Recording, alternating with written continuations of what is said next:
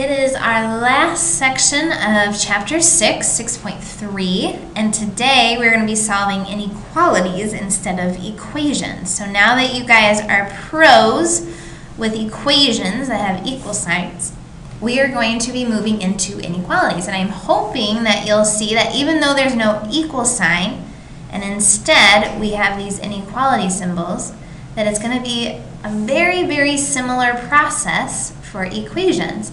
The only difference and the only thing you need to be very, very careful of is this one rule. So hopefully you remember it from when we did one-step equations, but you have to remember that when you are multiplying or dividing both sides of the inequality by a negative number, you must, and hopefully you're saying in your head because you remember, you must flip that inequality symbol. So just to give you a quick example, if you have negative 2x is greater than 12, you might be saying, okay, to get x by itself, I would divide both sides by a negative 2. Since you divided both sides by a negative, your answer is not going to be x is greater than, it's going to be x is less than. Okay, so just remember that rule. You do not have to do that for every single inequality. It's only when you multiply or divide by a negative. So you guys have to be careful of that when you're solving these. All right, so let's try a few examples. Here's example 1. When you're solving, always check to see, do I have variables on both sides? You do not. Do I have to simplify anything? No like terms, no distributive. So I'm just going to solve this like normal. So I want to get this negative 3x all by itself first. So to do that, I need to get rid of this positive 18. So to do that, I'm going to subtract 18 on both sides. So I have negative 3x is less than negative 3. All right, I have to continue to get x by itself. It's being multiplied by negative 3. So to undo that, I'm going to divide by negative 3. So I'm left with x is less than 1. Always take a step back at the very end and see if you divided or multiplied by a negative. And in this case, I most certainly did. So since I did that, I'm going to change my answer. So x is greater than negative 1. So weird rule in math, but you got to watch out for that. So let's look at number 2. All right, check. Do I have variables on both sides? I do not. Do I have any like terms? Nope. Do I have any distributive property? Nope. So I'm just going to solve like normal. So I want to get this 6x all by itself. So to do that, first thing would be to get rid of this positive 14. So I'm going to subtract. Oops, sorry guys. Subtract 14. Where the heck am I? I am on the wrong page. Here I am. Okay. Sorry. So we're going to subtract 14. So I'm left with 6x is less than or equal to 18.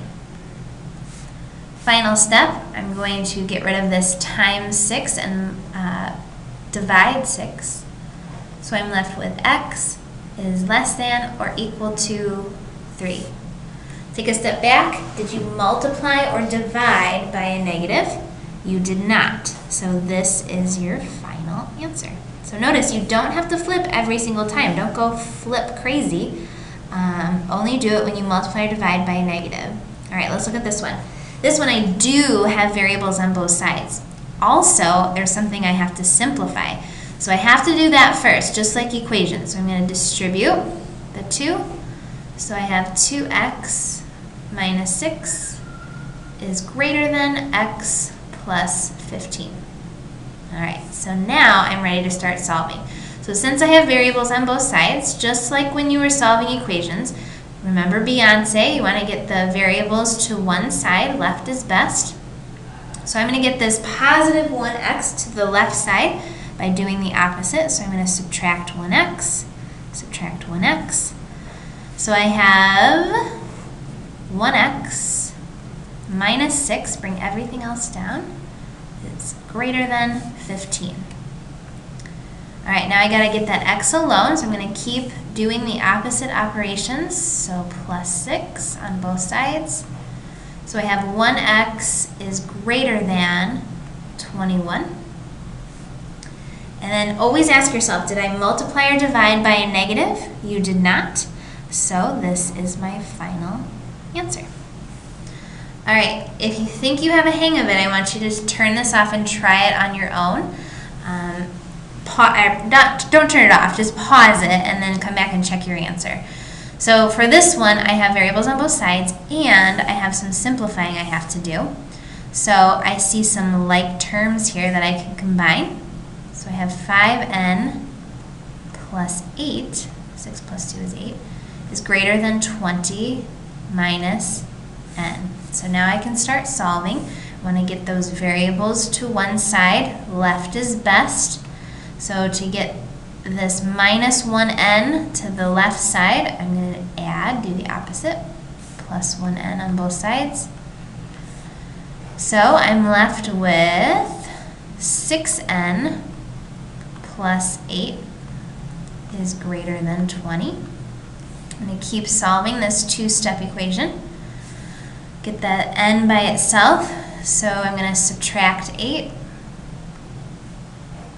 6n is greater than 12. Final step, divide by 6. N is greater than 2. So take a step back. Did I multiply or divide by a negative? I did not, so I do not have to flip it. All right? So hopefully you're seeing that this is super simple because you already know how to solve equations, and it's very, very similar when you're solving inequalities. Just be careful of that flipping rule. Now, remember, you will not get credit for this if you do not answer the questions. So make sure you answer all the questions, finish up 6.3, and you are finished with Chapter 6. Good luck, guys.